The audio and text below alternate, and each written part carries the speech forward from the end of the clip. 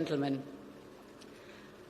I'm glad to be here with, as you've said, so many outstanding people, skippers, scientists, students, startup pioneers, just to name a few. And we are all united in a common commitment to protect the ocean. Because we all know that for us Europeans, the ocean is central to our way of life. It feeds us, it gives us renewable energy to warm our homes, it helps us to protect our nature as the biggest carbon sink, it connects us to the rest of the world, and we all know that at the same time the ocean is under more pressure than ever, from climate change to pollution to illegal fishing. And that's why we must act now with speed and determination. The basis for our success is science. We believe in science. And science tells us about the state of the ocean today and tomorrow. With accurate marine data, we can better understand what happens in the deep sea and in its vast waters. It will allow us to predict the impact of climate change and to prepare us for extreme weather events. And for all these reasons and many good reasons more, last year in Nice, I announced an ambitious ocean observatory initiative, and today it comes to life. We call it OceanEye. OceanEye will be our window to the ocean and on the ocean, and our key to unlock even more of its secrets. And let me give you a few examples of what we propose. First, we propose and want to discuss with you why we decided to invest in ocean observation. Second, how we will go about it. And third, how this will benefit all of us. To my first point, the more information we have about the ocean, the better we can safeguard its vast natural heritage and protect ourselves. Take, for example, an incident in Venice just a few years ago, and you might know it. One of Europe's most beautiful cities, Venice, was at risk of serious flooding. A massive tidal surge rushed up the Adriatic and threatened to destroy the city. But thanks to a network of data sensors, Venice deployed its flood barriers at the right moment, and the city and its inhabitants were saved. And to ensure this kind of protection all over the globe, we need more data from more locations. Now, let me start, when I say this, with the good news. We already have a network in place. We have sensors right around the world. For example, robot marine drones or gliders. And what I mostly like, even sensors mounted on sea turtles. All this data is fed into powerful computers to give real-time information. And this protects not only against extreme weather events, but also helps our economy. Take, for example, our Atlantic shellfish farmers from Galicia to Ireland. Their biggest concern is algal bloom, which can wipe out an entire crop.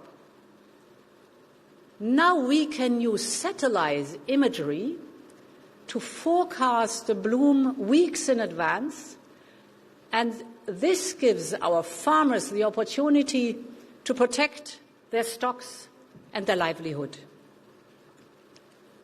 Now, as I've said, this is the good news. I also have to come to the bad news. This kind of monitoring is not universally available. And there are still monitoring gaps in our European waters. And the global network has recently come under even more pressure. So we need more funding. And with OceanEye, we want to turn the tide. We want to close the gaps and enlarge the global network further, so that OceanEye will lead a new charge for truly global observation search. And this brings me to my second point: how we will get to a reliable observation system. The marine data network must be recognized as vital planetary infrastructure. This will replace the current system of voluntary cooperation with a more structured model, which is properly supported by all its members. And we need to ensure long-term funding. So the European Union will take a first step today. I can announce 50 million euro funding from Horizon Europe for the next 2 years.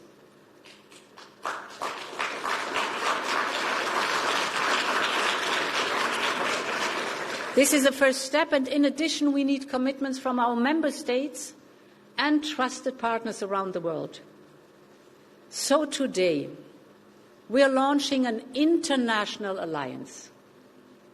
An alliance to secure funding from countries, the private sector, and philanthropists. And I am delighted that the Intergovernmental Oceanographic Commission has joined Europe in this initiative. We know we all depend on marine data network, and together we can ensure its success. So, ladies and gentlemen, my third point is that OceanEye is a great opportunity for business, research and academia. And it is, of course, a great opportunity for Europe to be a world leader in marine data. This data has a huge range of commercial applications. For companies, for example, working on robotic drones, or the whole computerized weather predictions, or complex data analysis, you just name it. And I know our cutting-edge firms are leading the way in this exciting sector. A good example for Europe's leadership is the digital twin of the ocean that you can also visit during the Ocean Days. It is a powerful tool, and this powerful tool uses marine data to predict ocean behavior. It's fantastic. I've seen it. I can only recommend. Go and have a look. It can forecast ocean currents, forecast weather patterns, and even forecast the migratory routes of the whales we just saw in that little clip. So the digital twin is at the heart of OceanEye. And we are committed to make it fully operational by 2030. Last but not least, OceanEye is a unique opportunity to bring the wonders and the potential of the sea to our citizens. Because the more we know about the ocean, the more we will cherish it.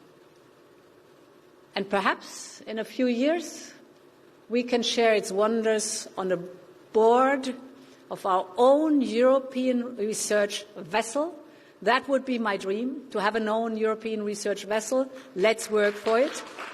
Therefore, my colleagues also think this should be a way to go. So, ladies and gentlemen, OceanEye builds on the good progress we have made in the recent years on ocean governance.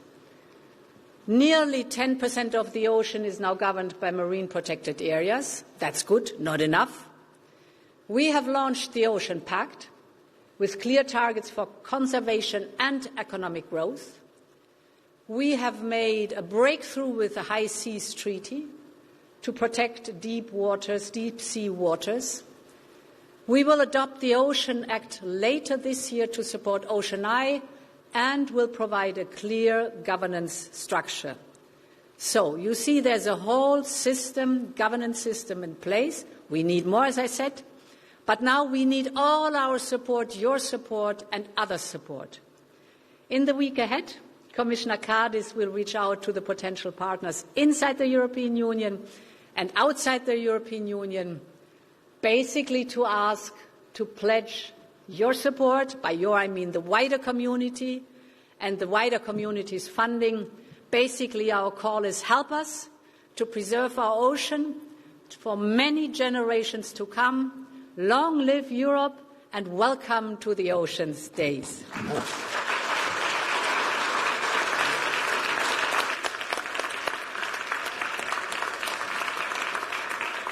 Ursula von der Leyen, thank you very much, and great to see that initiative, to hear the details of that initiative. Thank you very much, and good luck with the future projects and the future steps. Thank you very much.